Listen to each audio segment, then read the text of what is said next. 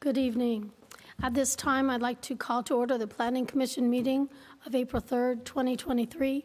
For viewers watching at home, some members of the public may be participating via video conference or teleconference.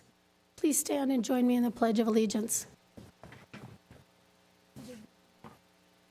Pledge allegiance to the flag of the United States of America, to the republic of one nation, under God.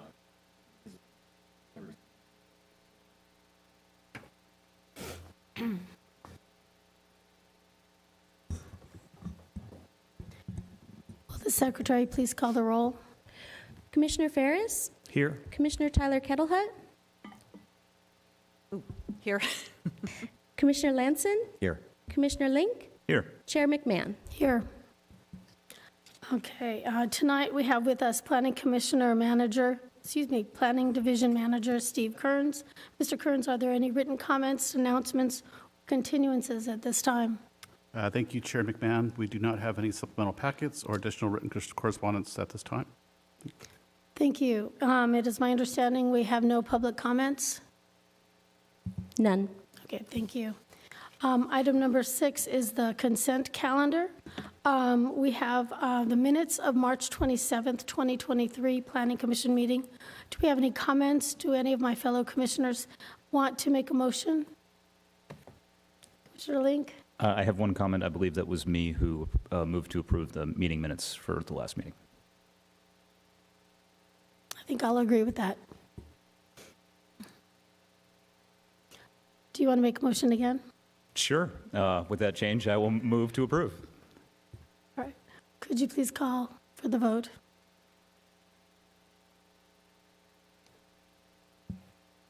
Commissioner Ferris? Yes. Commissioner Tyler Kettlehut? Yes. Commissioner Lanson? Yes. Commissioner Link? Yes. Chair McMahon? Yes. Okay, item Motion carries 5-0. I'm sorry. So I think I'm off my rhythm today. Item 7A, will the clerk please open the public hearing? Hearing having been advertised as required by law is hereby open to consider Agenda Item 7A, Special Use Permit SUP-2023-70003 to allow the use of sales, service, and delivery of electric vehicles in approximately 50,000 square feet of an existing 106,560 square foot industrial building located within the Rancho Cuneo Industrial Park, SP 15, and find that the project qualifies for a categorical exemption under the California Environmental Quality Act CEQA guidelines pursuant to Section 15301 Existing Facilities Minor Alteration of Private Structures.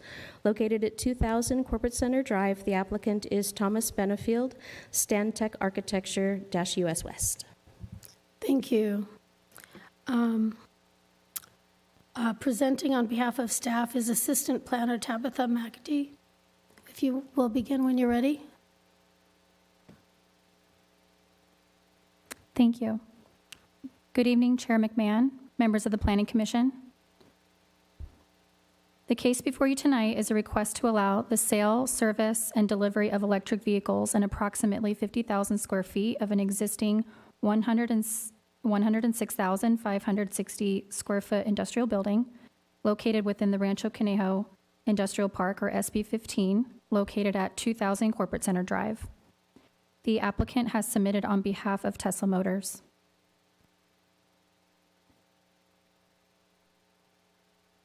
The recommendation is for the Planning Commission to find the project exempt from the California Environmental Quality Act under Section 15301 Existing Facilities of the CEQA guidelines and adopt a resolution approving SUP-2023-70003, subject to the finding and conditions included in the proposed Planning Commission resolution. Special use permits are intended to provide opportunity for staff and the Planning Commission to evaluate proposed business operations and uses that may or may not be appropriate at specific locations within a specific zoning district. In approving a SUP, project conditions are imposed that are use and site-specific to ensure that uses are not in conflict with surrounding properties and uses.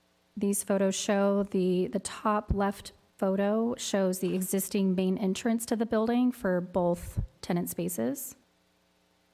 And the bottom photo is showing the other tenant space side of the building.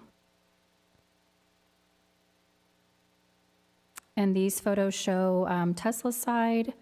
The left photo is where their main entrance will be, and the right photo is where their gated parking area will be.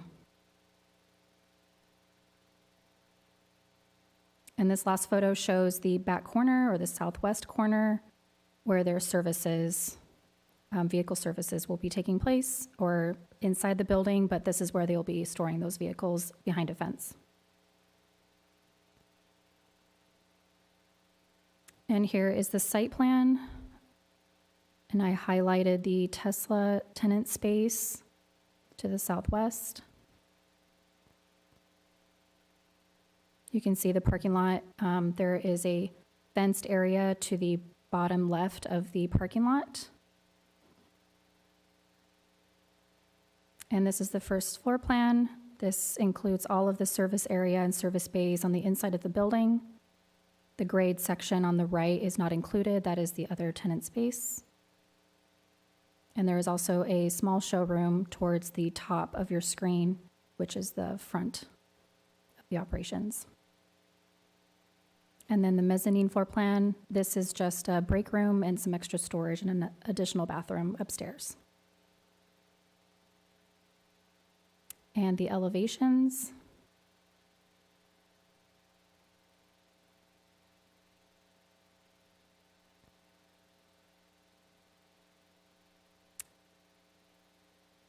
And per the submitted operations plan, the facility will have approximately 75 employees on site daily, with 50 employees on site from 7 to 3 p.m. and 25 employees on site from 3 to 11 p.m. Service working hours will be from 7 a.m. to 11 p.m. daily, and customer service hours will be from 7 to 7 p.m.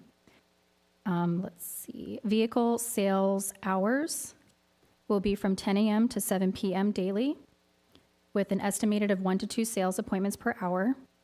Between all uses on site, it is determined that 50 to 60 customers will be helped on site per day. The proposed site will not keep electric vehicles on site for sale. Only test drive vehicles will be available. And once a custom electric vehicle is ordered, the vehicle is produced off-site and delivered to the proposed site. For a more touchless experience for picking up a pre-ordered custom vehicle, customers can arrange a vehicle to be dropped off at their home and experience a virtual vehicle orientation. For vehicle service, customers will be able to drop off their vehicles at a service entrance after scheduling a service appointment. Each customer will be greeted inside the building by a service advisor and brought to the customer lounge area or offered a loaner vehicle while their vehicle is repaired. There will be approximately 20 loaner vehicles on site for customer use. And because the vehicles are electric and do not have internal combustion engines, the vehicle does not have fuel tanks, use oil, an exhaust system, transmission, or other components that require the storage or use of hazardous materials on site. Services involve software updates and battery and tire replacements with minimal noise, vibration, and odor produced. Therefore, all services can be provided indoors.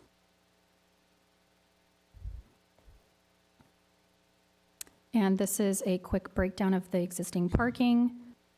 There is 353 provided stalls. There is only 89 required for the Tesla side with their uses, and the other use, which will be manufacturing and office for the adjacent tenant, requires 139, which gives an excess amount of 125 stalls.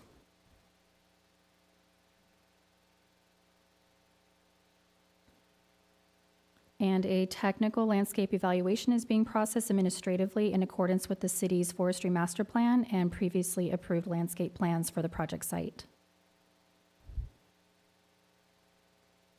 And here are a couple examples of other nearby Tesla locations. The photo on the left is the location in Camarillo, and the right is in Agora Hills. The project was analyzed for conformance with the California Environmental Quality Act It has been determined that the proposed project is categorically exempt from the provisions of CEQA pursuant to the Class 1, Section 15301A, existing facilities, for the following reasons.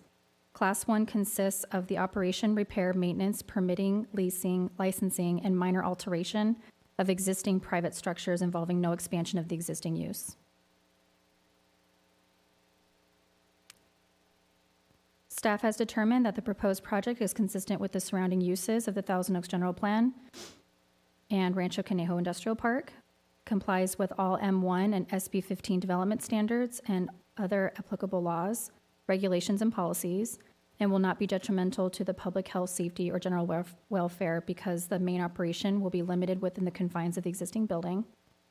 And conditions have been included to ensure the facility will not cause disturbance to the adjacent tenant and neighboring properties. Staff is therefore recommending the Planning Commission adopt the draft resolution to find the SUP is exempt from the provisions of CEQA and to approve this SUP based on the findings and subject to the conditions in the proposed Planning Commission resolution included in today's agenda packet. And this concludes my presentation. Staff as well as the applicant team are available for questions. Thank you. Thank you. How about questions from my commissioners? Commissioner Catalat, excuse me. I'm wondering, what is the buffering use between this and the neighborhood? So I know you've got this building, but then there's something behind them between the neighborhood. What is that use? I'm sorry, which neighborhood? Do you want me to bring up a photo? Yeah.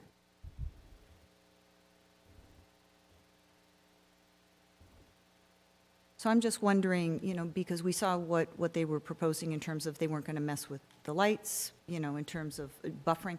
What sits directly behind in between this and the neighborhood? So it's surrounded currently by industrial uses. All of the buildings surrounding this building are industrial, warehouse and office use.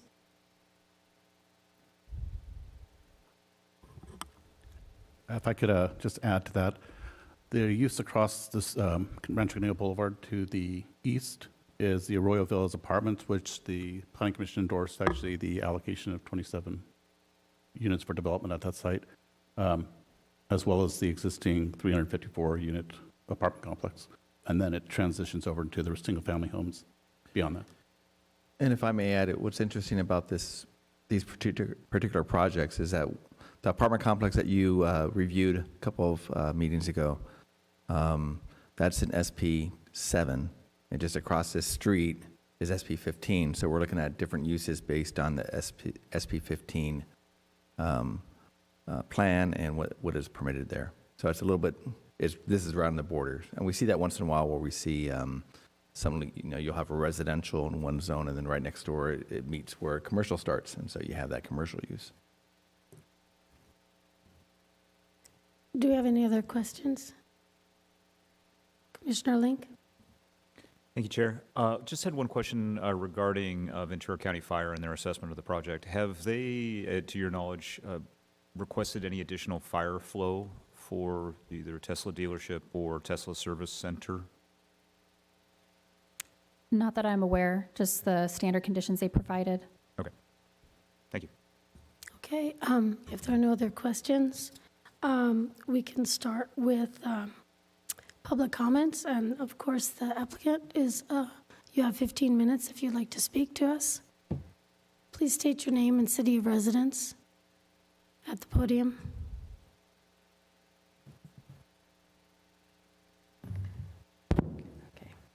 All right. Good evening, Chairman and Commissioners. I am Diana Tran, Manager for North America Infrastructure Design for Tesla Motors. I reside in Austin, Texas. Tesla's mission statement is to accelerate the world's transition to sustainable energy. We strive to achieve an uncompromising approach to vehicle sales and service. We are expanding our customer base in the state of California and expect this new center in Thousand Oaks to be vital to our presence in the Ventura County area. Our goal is to increase Tesla ownership in the surrounding area and provide customers convenient and reliable access to our brand services and contribute to the city's high standards for quality lifestyle. Tesla Motors looks forward to being a part of the Thousand Oaks community. We appreciate the staff's work in the course of the application process, and we agree to the conditions of approval. I am available with our consultants, field members, to answer any questions. Thank you. Do we have any questions? Commissioner Lanson? Thank you, Chair. Thanks, Ms. Tran. Just a few quick questions. You already asked or answered my first one, which is where you were in agreement with the terms and conditions, so you got Yeah. that down. Did you get any response to this application from neighbors, the other tenant, anybody in the area as to this application? Not that I know of. No. I'm seeing lots of head shaking from your team, so I'm assuming that's a no. No. Okay. Yes. And second of all, I just want to kind of confirm and think with obviously the economy is changing, people are looking at a lot of different battery for their homes. Is this just going to be for cars, though? This isn't going to be for actually sale of regular batteries in terms of the household batteries that I think people are looking at? Correct. This is for service and vehicle sales. We do offer assets on display, such as wall packs and solar tiles, solar roof, but that will be ordered online. So that would be totally separate. That Separate. wouldn't be delivered to the facility for the person to pick up? No storage of those units there. Okay. In terms of the delivery of the cars, is that, I think at some point for the process, is that something that would be picked up at the facility or something where people would actually have it delivered to their home? They have both options, actually. If they pick it up at the facility, it would be by appointment only. And then they do have an option at times to have it delivered to their house. Okay, and then my last question is the one that's probably the most difficult to answer is when do you think this would be, in the event this goes the way your hopefully application goes, when do you think this would be operational? I actually don't have that Best guess. construction I'm schedule. not holding you to it. I'm just getting an idea. I would say at least by next year. Okay, Yes. thank you. I have nothing further. Anyone else? Commissioner Kettelhut? So I just have a quick question about something that's in the development agreement. So it talks about noise control, and I had to laugh when it said no customer loitering. I thought that was kind of interesting. But then also soundproofing in the service area. They just showed us two of your other facilities, the one in Agora and in Camarillo. Yes. And one of the things that I thought, again, looking to what's relatively close in terms of the neighborhood, typically, I know you're probably very familiar with your Camarillo and Agora facilities. Are there speakers mounted in the back that are, I know it says that no speakers can be heard beyond 50 feet. Do you have any outdoor speakers at those other facilities that you know of? No, the only speakers we have are indoors for our lounge Okay. or showroom area. Okay, cool, thank you. Yep. I had one question. Our report showed that you're going to have 75 employees. Are those employees going to be hired from within our community, or are they going to be brought in from outside, from your other facilities? I think it would be a good mix. I think we have some more senior level staff that will come in from different areas like Camarillo. We have David Cullen here also, who will help kind of mentor and train these people. And then, yeah, definitely an opportunity for those in the community to work here. Thank you. Are there any other questions? All right, thank you very much. Okay, thank you.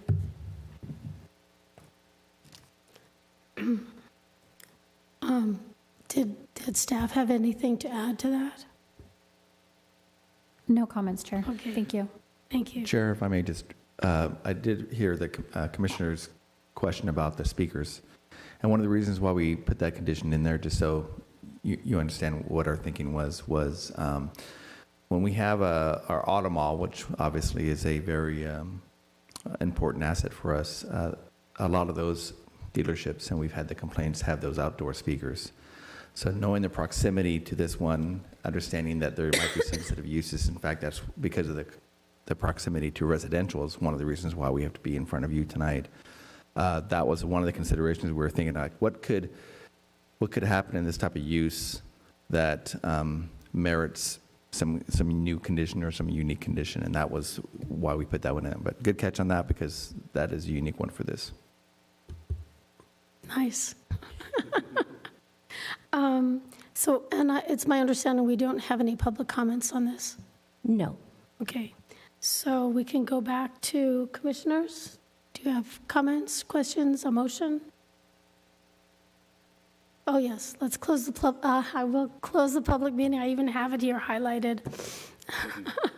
I will now close the public meeting, and now we'll ask for comments or a motion.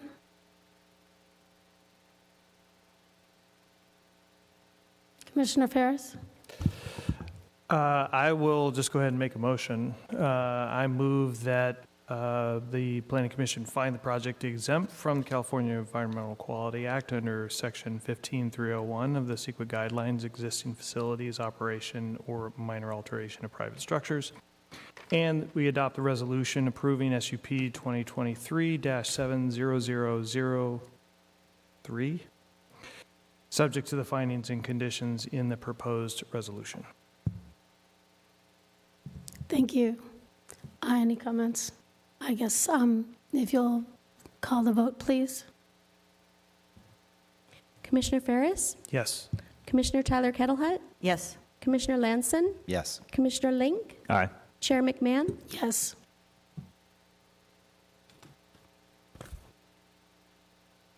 Motion carries 5-0. Thank you. And thank you very much. I think you're bringing the kind of business to Thousand Oaks that we really appreciate. So, but thank you very much. Any aggrieved party who wishes to appeal the Planning Commission's decision may do so by filing an appeal within the Community Development Department within 10 days. And we're done. Thank you. I do apologize to everybody for my voice. Bit of a cold. Glad your microphone wasn't on.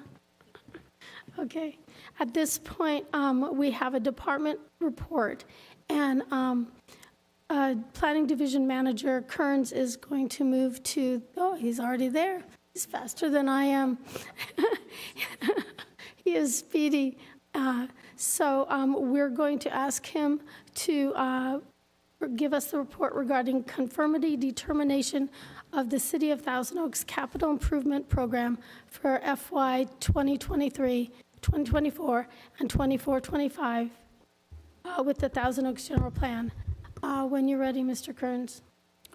Thank you, Chair McMahon. Planning Commissioners, tonight we're here asking the Planning Commission to report on the conformity of the Capital Improvement Program for fiscal years 2023 through 2025.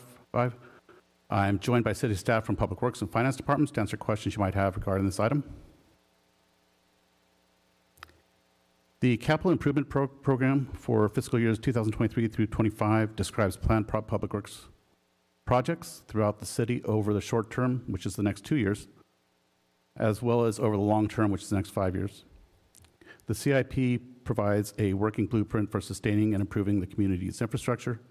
It coordinates strategic planning, financial capacity, and physical development. The proposed CIP is organized into 11 categories, which are shown here on this slide. The CIP for fiscal years 2023 to 25 includes 152 projects, which total about $127 million. A total of 266 projects are planned over the next 5 years, which total about $402 million. Government Code Section 65401 requires the Planning Commission to report on the conformity of the CIP projects within the adopted general plan. Government Code 65402 requires that real property acquisition or disposition, street vacation, or abandonment, public building or structure construction be consistent with the general plan as to location, purpose, and extent. The Planning Commission's action on this matter is advisory to the City Council. The Planning Commission's recommendation on this matter will be forwarded to the City Council for consideration tomorrow night, and for CIP adoption on June 6th of this year.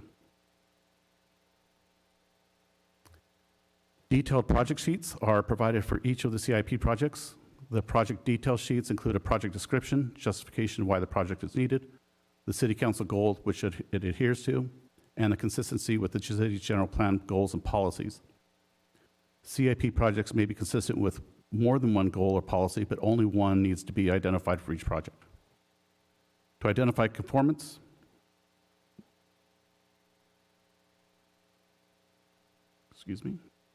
To identify conformance, the Planning Commission staff report contains specific general plan goal and policy language which corresponds to the project detail sheets. This map highlights locations of the 152 CIP projects and how funds are being invested throughout all areas of the city.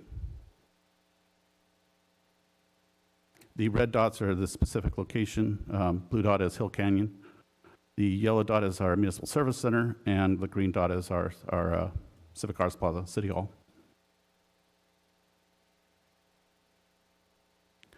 Facilities improvement projects will occur at the Civic Arts Plaza, Teen and Global Adult Centers, Transportation Center, Los Robles Greens Golf Course, and Municipal Service Center, which require periodic rehabilitation and upgrades. Proposed projects were found to conform with the conservation, open space, public buildings, and safety element. Housing projects provide support to a variety of projects, including but not limited to permanent supportive housing, emergency home shelter, contributions to land trusts, and affordable housing. Proposed projects conform with the housing element. Landscape and street enhancements include the Thousand Oaks Boulevard streetscape improvements located between Duesenberg Drive and the county line to the east.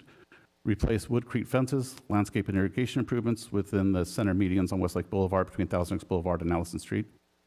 And replace street trees and landscaping damaged during the Woolsey Fire in 2018. These proposed projects conform with the circulation, conservation, forestry, and scenic highways elements. Library projects include fire alarm system upgrades, emergency generator upgrades, battery energy storage installations, electric vehicle charging station installations, and interior remodels at both the Thousand Oaks Library and Newbury Park Library. These proposed projects conform with the conservation, public buildings, and social elements.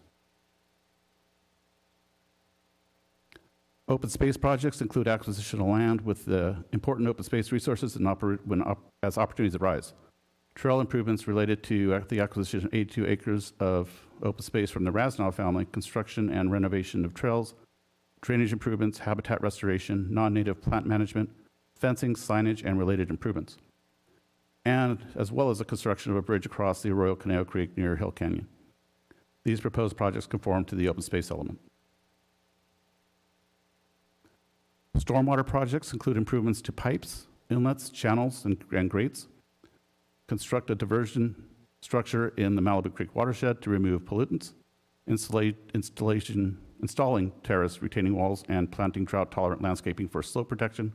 These proposed projects conform with the conservation and safety elements. Street projects include pavement management program updates, street construction, widening, rehabilitation, median and turn lane modifications, bike lane construction, sign installation, barrier and guardrail installations, curb ramps, gutter, sidewalk, and crosswalk construction and replacement. These proposed projects conform with the safety and scenic highway elements. Transportation and traffic projects include modifications to the transportation center and park and ride facilities, battery energy storage installations, electric vehicle charging station installations, bus shelter enhancements, purchase of electric dial-a-ride vehicles, electric buses, traffic signal infrastructure upgrades, freeway interchange improvements, bridge rehabilitation, street restriping, improvements to bus infrastructure, various streets, pedestrian and bike path enhancements, and safety features.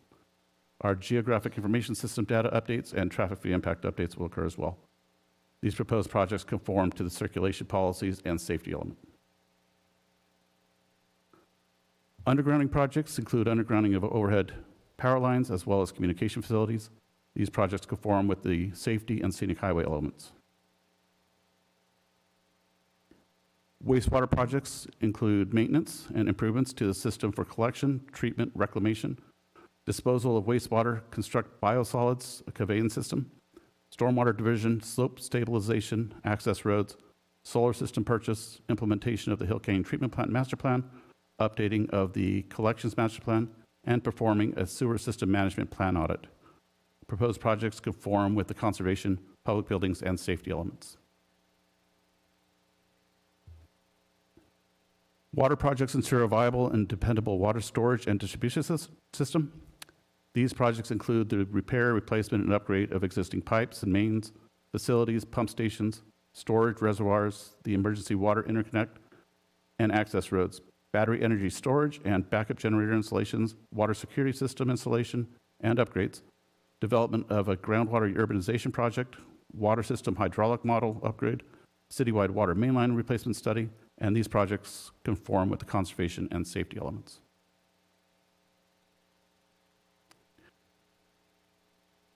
Pursuant to CEQA, staff has determined that this capital improvement program, a general plan conformity determination report, is not a project under CEQA, as the proposed CIP is a government funding document that does not involve any specific project, which may result in potentially significant impact on the environment. As required by CEQA, the environmental review will occur at the time the construction project is underway, and at that time will be reviewed for the appropriateness of the CEQA analysis. So staff's recommendations before you this evening are to find that this project is not a project, or this action is not a project as defined under CEQA, and that you adopt a resolution reporting the proposed capital improvement project for fiscal years 2023 to 25 that are in conformance with the Thousand Oaks General Plan, and that the findings be conveyed to City Council. At this time, we are available for questions. We do have staff from our Public Works Department as well as our Finance Department, and of course, Planning is available. Thank you. Do we have any questions? Commissioner Ferris? Thank you. I just wanted to kind of get an understanding, ask some questions about the capital improvement program prior to this, but I just want to clarify something. So in the table kind of listing out a lot of the projects, some of them look like they're sort of in year 3, 4, and 5 of the 5-year plan, and some of them didn't have specific project descriptions, and that's because they're in future years? Is that the reason why they might not have been included? Apologies for asking people to come up and answer my questions. Yeah. Y'all want to come down? No, just tell them.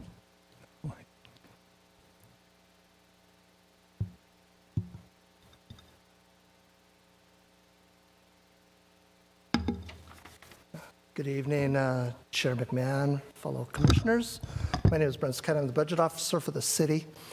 The budget is a financial strategic plan, and so what it is there's our 2 first years for fiscal year 23, 24, and 24, 25 are those that we are basically taking to City Council to be adopted. In it being a financial strategic plan, we also list out the following 3 years. So 26, 27, and 28 are listed.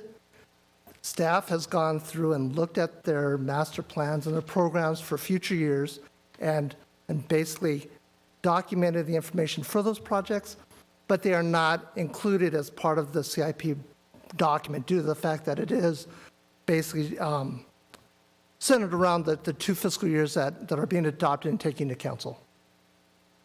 Perfect, thank you. So as a follow-up, then probably in 2 parts, but they're both the same, which is effectively years 3, 4, and 5 of this are really for information and strategic planning only. And for the 2 years that we're looking at, that's what we're asked to provide consistency with the general plan tonight. Is that right? That is correct. Okay. Perfect. Some of these just kind of related to what the Civic Arts Master Plaza Campus Master Plan, but it looks like some of those things are in the outer years. There might be some carryover that were previously approved and for some design elements. Is that right? That is correct. It Okay. started in 2019. So money being set aside by City Council for that project is being carried forward. Okay. And are there any of the, I noticed that some of the projects rely on grants, and in the project descriptions, they've sort of described that we've received the money for those grants. Are there any of the projects that we have tonight that are hoping for future grants, either that we haven't applied or we're not quite sure whether they'd fund the 2 years that we're looking for this review? There are a handful of projects that are based on grant funding. It does state in the budget book that if grant funds are not received by a source, whether there's federal or state, that project will not proceed, or they would have to look for other types of funding sources. Okay. I did have a question kind of about there was a CI 5707, which is about the compressed natural gas station upgrade. And I just wanted to, the project seems completely fine with respect to the rationale for it. I just wanted to get a sense of the the length of time for which the city may continue to invest in compressed natural gas versus, I think some of the projects are also looking to switch over to electric vehicles. Can we have just kind of a sense of what the city is thinking about for the future beyond these two projects that we have, just for context? I believe that we have Nader Hadari, who's our Deputy Public Works Director. I think he's virtual or on Yes. Zoom. That can Yes, answer this question. Thank you, Brandon. Good evening, Commissioners, and Nader Hidari. And yes, that is a very good question. We are at this juncture right now where we're looking at, continuing to expand on the city's goal of renewable energy and alternative fueling for vehicles. But the CNG still remains a core portion of that. The electrification for heavy vehicles and heavy equipment, which the city relies on for much of our streets and landscaping and water and wastewater maintenance infrastructure, as well as other entities, because our CNG station is a public station as well at the end of Rancho Candelo Boulevard. There's still pretty substantial use, about 400,000 gallons a year last year being used of CNG, and the current station is in need of upgrade because it's over 20 years old now, and it's reached the end of its service life and it's having some malfunctions and so forth. So we see that is still appropriate to invest in that technology right now, because that's going to still be used at least for the next 5 to 10 years. Okay, thank you. And one last question was, I did note there was a particular line item for the South Branch Arroyo floodplain improvements study. It looks like about $300,000 to continue that. What's the outlook for that particular item? That, it looks like that's in these 2 years we're looking at. Is that correct? Yes, I can hopefully speak to that one as well. That's a continuation of work we're doing on that South Branch Arroyo Caneo, which is one of the larger drains that services the Newbury Park. And we've completed a FEMA study with FEMA looking at whether or not the channel, the South Branch Arroyo Caneo channel itself, was the bottleneck, which is causing the 100-year floodplain to affect the certain 200 or so properties in the city's jurisdiction with flood insurance. Or if it's beyond that, it looks like it's the outcome of that study, while that study is still being finalized, appears to indicate that mainline channel doesn't seem to be the main crux of the problem. It's the local drainage systems and all the different streets that were built 60 years ago plus. And so that is the next phase of this study, is we're going to be studying all the local drainages in conjunction with the county, because a big portion of the area is the county unincorporated Casa Conejo area. So we're going to be going to City Council later this spring or summer with an MOU to work with the county and further that study, identify really what the core needs are to help with the ideal outcome being lifting several properties that are currently having to pay flood insurance, lifting them out of the flood zone. Thank you. And just one last item, just as a note on that. The graphic in that particular study states that it's a 500-year floodplain, but I believe in safety element it's a 100-year. Is there a way that we can ensure that graphic is updated? Prior to the public hearing, we will update that photo. Perfect. Thank you. That's it for my questions. Thank you. Do we have any other questions? Okay, thank you. At this point, I think we are ready to hear for a motion. So, do we have a motion? Is this a public hearing?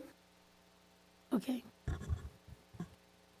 It's a department report. This is a unique motion just because the government code 65401 is what drives this request. And so with that, there's two parts to that statute, and one of them is that the city council ultimately has to make decisions on the CIP budget and projects, but also it requires the planning commission, if the city has one, or the agency has one, I should say, requires them to make a finding that this CIP, the projects are consistent with the general plan, which is what you're doing. So the motion is one, to find that the CEQA finding that it's exempt, or not a project, I should say, excuse me, and two, that you are making the recommendation to council that you're finding, that you're actually making a finding, it's not a recommendation, you're making a finding that it is consistent with the general plan.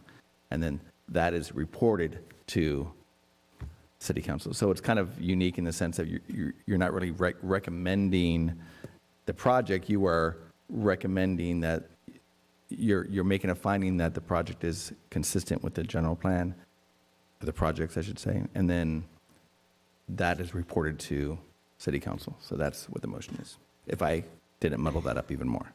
Do I have a motion? Commissioner Lanson? Thank you, Chair. I always want our citizens to participate in this process and again, be involved in as many applications as possible. If there was one I had to pick out that I wish everybody would read, it's this, because to see how amazing our city is in putting so much information together as how we're using their money, to see all the projects going through, and to see exactly how this process works, I think would be eye-opening for most people to kind of understand exactly the magnitude of what goes into this process. I've read these reports for years, and it's fascinating to see how projects are done and how they progress and how we kind of plan ahead for a long time. So again, I want to thank the staff for putting so much effort into it. And with that, I'll stop talking and make the motion.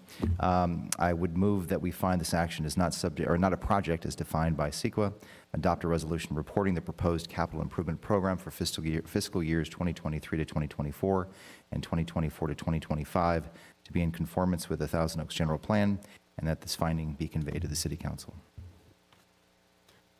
Thank you. Mrs. Gore, can you prepare us for a vote? Commissioner Ferris? Yes. Commissioner Tyler Kettlehut? Yes. Commissioner Lanson? Yes. Commissioner Link? Yes. Chair McMahon? Yes.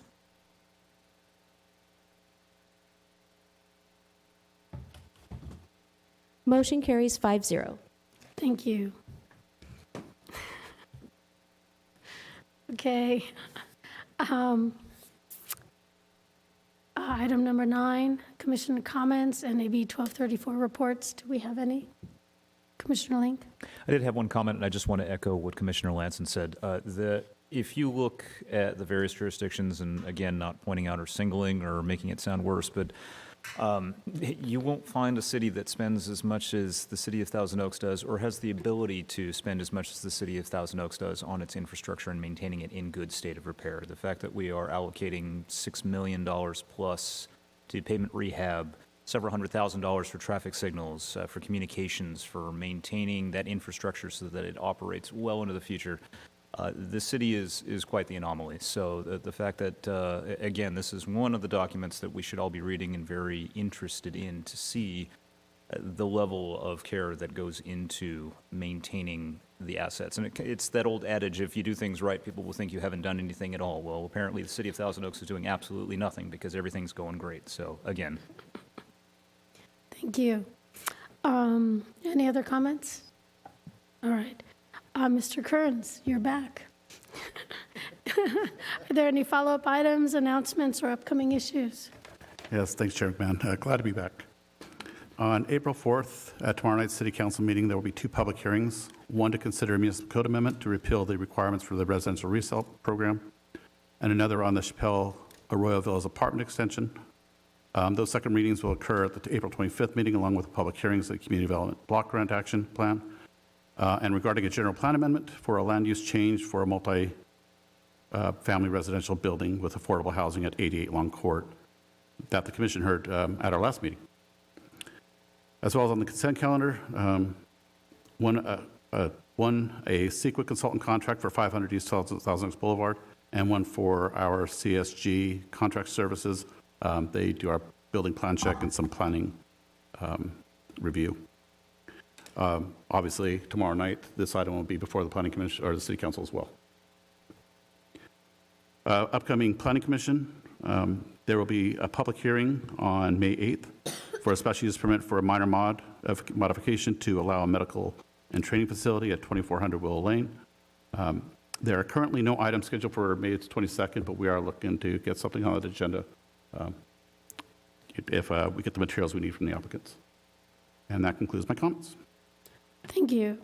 Okay, so we will now adjourn the meeting to the next meeting, which might be April 24th, 2023 at 6 p.m. And if that meeting gets canceled, our next meeting will be May 8th, 2023. Thank you all. Good night.